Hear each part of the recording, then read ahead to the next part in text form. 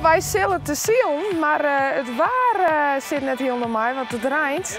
Die had vast om te zwemmen best. Nou, Onza.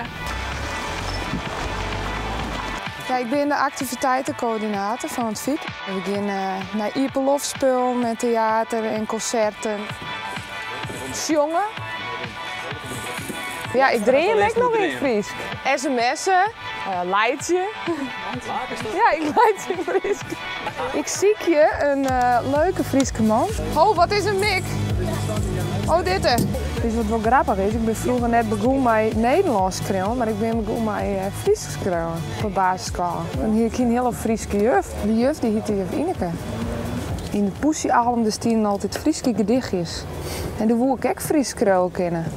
En zij is het begonnen.